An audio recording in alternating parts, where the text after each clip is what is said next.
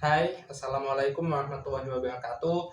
Perkenalkan, saya Noval Ramadhani, NIM 2303806131008. Di sini saya dari Fakultas Ekonomi Bisnis Islam dan dari Universitas Islam Jember. Nah, di sini saya akan mempraktekkan bagaimana cara mengolah data menggunakan aplikasi yang namanya yaitu SPSS. Nah, saya akan mengolah data terkait dengan regresi linear sederhana dan juga uji asumsi klasik. Nah, bagaimana keterusannya? Kita lanjut ke laptop. Nah, setelah masuk di aplikasinya, saya akan memberi tahapan-tahapan pada praktek saya. Yang pertama itu saya akan menginput variabel, yang kedua itu memasukkan data responden, yang ketiga itu analisis statistik deskriptif, yang keempat itu ada uji validitas, kelima reliabilitas, keenam analisis regresi linear sederhana, dan diakhiri dengan uji asumsi klasik. Nah, di sini saya mempunyai tabulasi data. Di sini ada contohnya, yaitu dari X1 sampai X14, dan ini ada total X, dan juga Y1 sampai Y6, dan ini adalah total Y. Nah, jadi pada variable view, di name, saya akan menamai X yang sudah tertera di tabulasi data ini, atau data yang sudah kita peroleh. Jadi X1 kita lanjutkan sampai X14 sampai Y total Y tadi ya. X3, X4, 5, 6, 7, 8, 9, 10, X11, X12, X13, X14, dan total underscore X. Kita enter. Selanjutnya, kita lanjutkan dengan Y1, Y2, Y3, Y4, Y5, Y6, dan total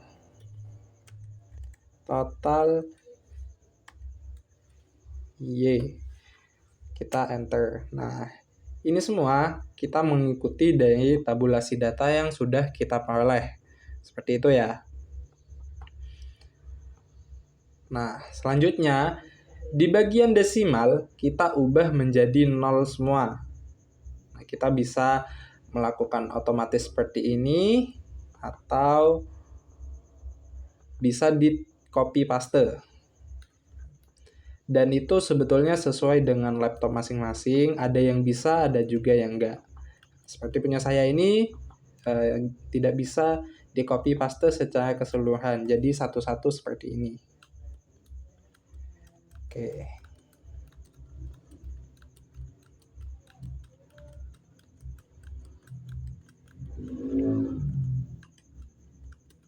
Nah, di bagian label ini di total X kita tulis harga. Kita tulis harga di total X. Dan di total Y kita tulis keputusan pembeli.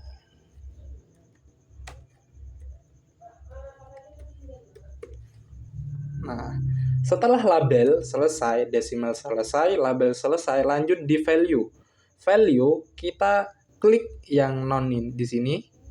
Lalu ada titik 3 kita klik. Lalu value-nya itu ada 5 macam. Yang pertama itu 1, dan labelnya itu kita klik STS atau sangat tidak setuju, kita add.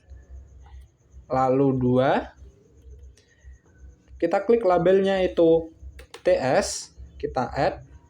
Lalu ketiga itu ada labelnya namanya N atau netral.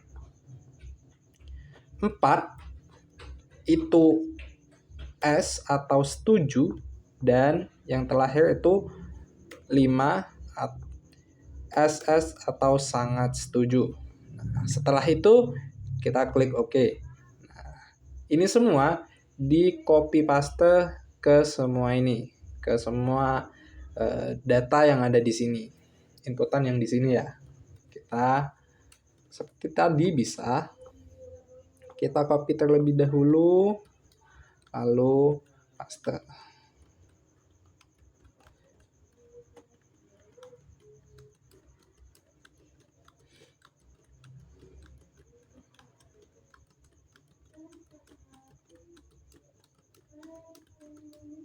Nah, lalu di bagian measure kita klik nominal, kecuali di total X dan total Y.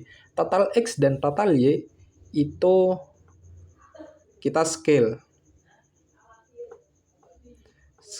Nah, selain itu kita nominal.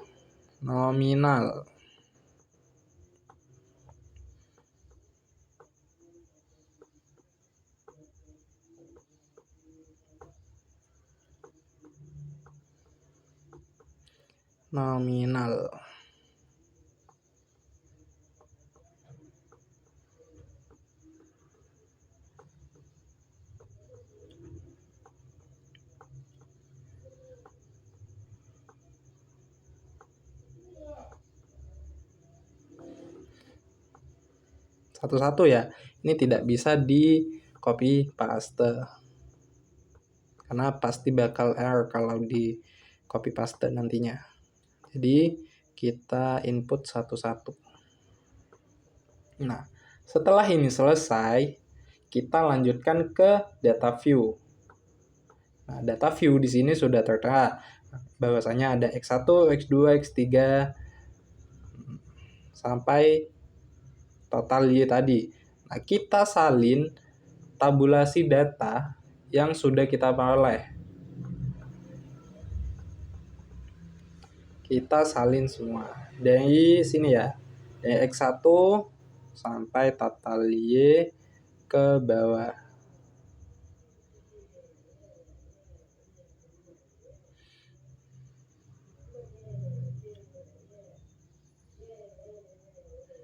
Oke, di sini kita copy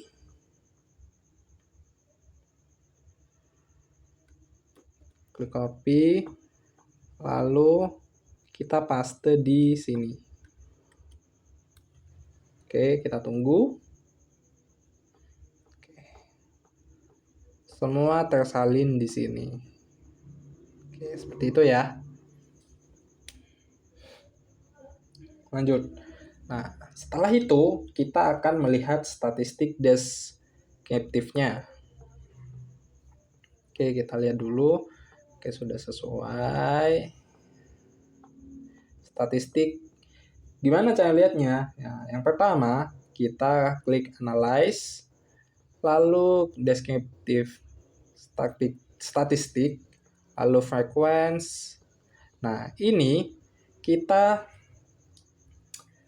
centang semua atau pindahkan X1 sampai harga total atau total X ke variabel. Oke, caranya gimana? Kita bisa tekan shift lalu scroll ke bawah sampai total X. Lalu klik yang di tengah sini. Oke, pindah. Lalu kita setting statistiknya. Nah, di sini ada kita centang mean, median, standard deviation, range, minimum, dan maksimum. Lalu kita klik Juntian. Nah, selanjutnya di charts kita none ya. Kita klik Juntian.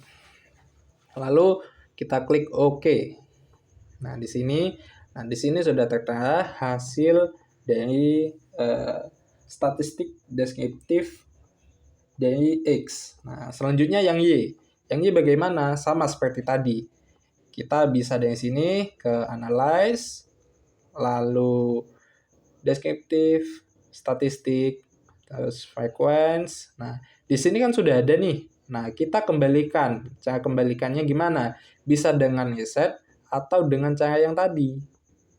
Kita shift ke bawah, lalu klik yang ini. Nah, seperti itu ya. Bisa juga dengan reset tadi. Nah, sekarang pindahkan yang Y1 sampai keputusan pembeli atau total Y. Lalu kita klik statistik. Kalau sudah tercentang seperti ini, kemudian lalu klik OK. Nah, di sini kita sudah mendapatkan hasil dari anak statistik deskriptif dari Y. Nah, seperti itu ya. Oke, selanjutnya NB atau not itu kita tidak boleh menyalin seluruh ini ke hasil skripsi kita.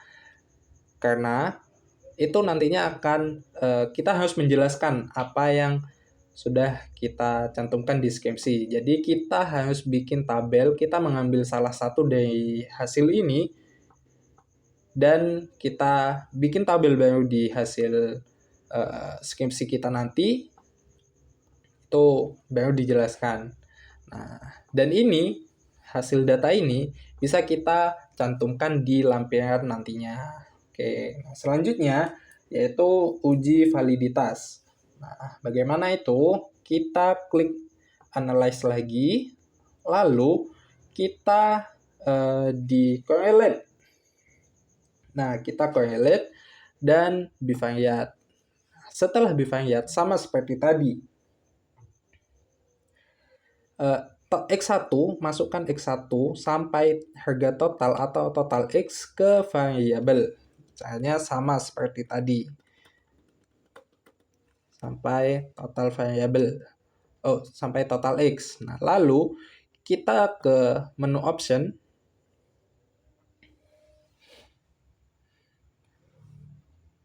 Pilih. Tidak jadi, salah. Jadi ini kita langsung saja ini kita centang, lalu tutel kita juga centang, flag juga centang, lalu kita klik OK tanpa mengubah apa yang sudah ada di sini ya, tanpa mengubah itu. Jadi kita langsung klik saja OK.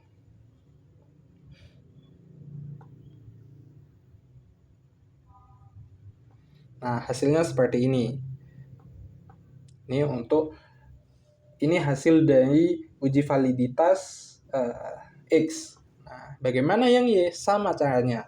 Pertama, kita klik analyze, lalu correlate, lalu bivariate, lalu ini kita pindahkan lagi ke sini atau dengan cara reset. Sudah kembali lagi, lalu kita klik Y1, kita shift sampai ke keputusan pembeli. Kita pindah ke variabel lalu klik OK. Hasilnya akan seperti ini. Nah, pada output baca tabel correlation. Untuk membaca ini hasil dari ini, kita tuh bisa mengecek correlation-nya, lalu baca tabel correlation, khususnya nilai persennya. Nah, nilai persennya nih seperti ini. Dia signifikan to tail. Nah, kayak gini ya. Nah, jika nilai persen itu atau R hitung, setiap item itu dengan skor total. Nah, jika R hitung itu lebih besar dari R tabel, maka item dinyatakan valid. Nah, R tabelnya tuh di mana? R tabelnya itu sudah ada di buku panduan kita untuk skripsi, seperti itu ya. Nah, selanjutnya yaitu uji reliabilitas. Nah, bagaimana caranya? Sama seperti tadi. Kita klik analyze, lalu kita ke scale lalu reliability. Nah, ini sama X1 kita pindah ke sampai harga total, pindah ke item. Oke, caranya sama seperti tadi. Lalu kita pindahkan. Nah, bagian menu statistik kita klik. Nah, ini scale dan scale if itu dicentang. Lalu kita klik OK. Lalu kita klik OK. Nah, hasilnya akan seperti ini. Selanjutnya, yang Y gimana? Sama seperti yang X. Kita masuk ke Analyze, lalu Scale, Ability Analysis. Kita set yang tadi, lalu kita masukkan Y sampai ke keputusan pembeli. Nah, kita klik statistik, Scale, dan Scale if. Item delete, kita centang, lalu continue. Lalu kita klik OK. Nah, hasilnya akan seperti ini. Nah, pada output ini, baca tabel reliability statistik. Nah, dan nilai Cronbach's alpha. Nah, jika nilainya memenuhi batas pedoman penelitian, nah misalnya lebih dari 0,70 atau 0,60, maka instrumen itu reliable atau valid, seperti itu ya. Nah, selanjutnya yaitu regresi dan uji asumsi klasik. Nah, gimana caranya? Kita kembali lagi ke menu ini, lalu kita bikin new file. Kita klik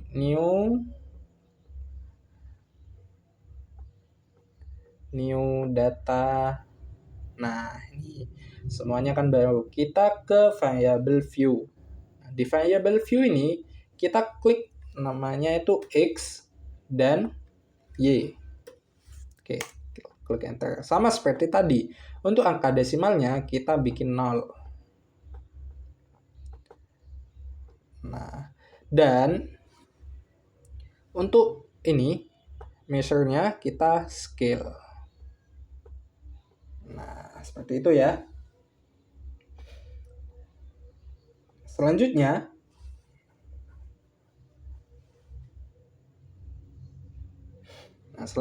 di data view kita salin hasil dari tabulasi data ini.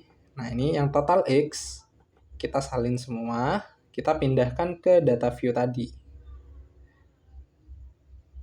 Oke, kita copy, lalu kita paste di sini. Lalu yang Y juga sama. Jadi kita copy,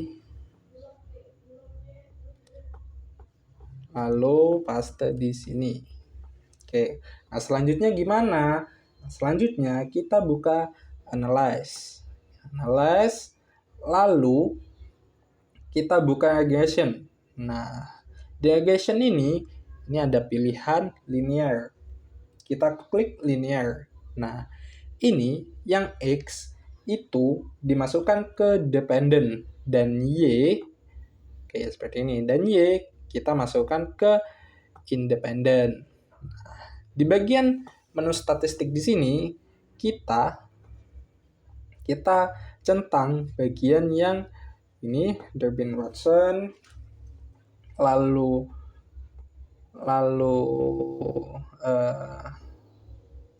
descriptive,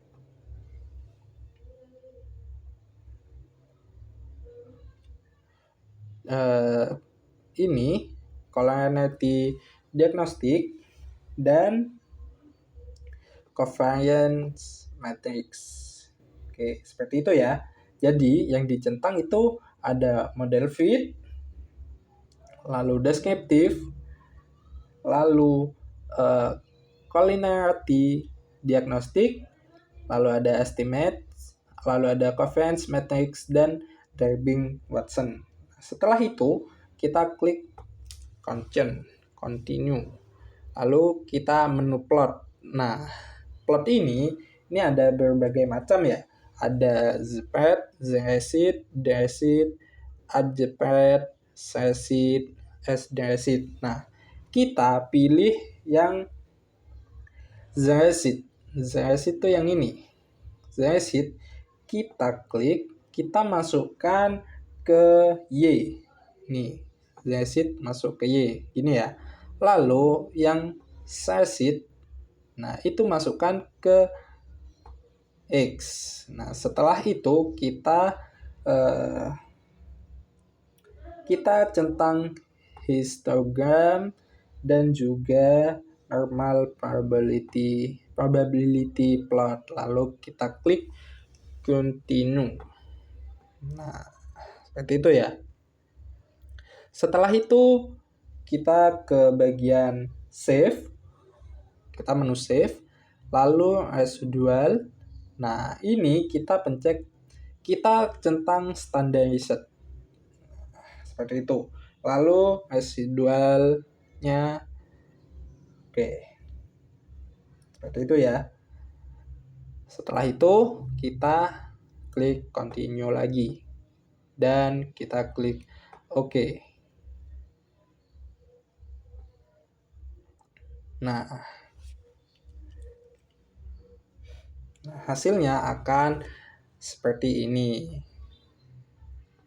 Nah, hasilnya akan seperti ini. Nah, untuk regensi yang normal itu bentuknya itu seperti lonceng. Seperti ini ya. Kayak gini ya.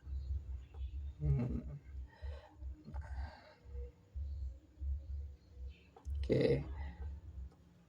Nah, selanjutnya kita ke uji normalitas. Nah, kita klik analyze. Lalu kita klik non-parametric test. Lalu legacy dialog dan 1K KS sampel. Nah, kita klik standardized residual. Lalu kita pindahkan ke sini. Lalu kita klik OK. Nah, hasilnya seperti ini. Nah, jadi untuk menjalankan aplikasi SPSS itu seperti ini ya, teman-teman. Sangat mudah jika paham. Seperti itu ya. Nah, mungkin cukup itu saja tutorial dari saya. Mungkin selebihnya mohon maaf. Wallahul muwaffiq ila aqwamit thoriq. Wassalamualaikum warahmatullahi wabarakatuh.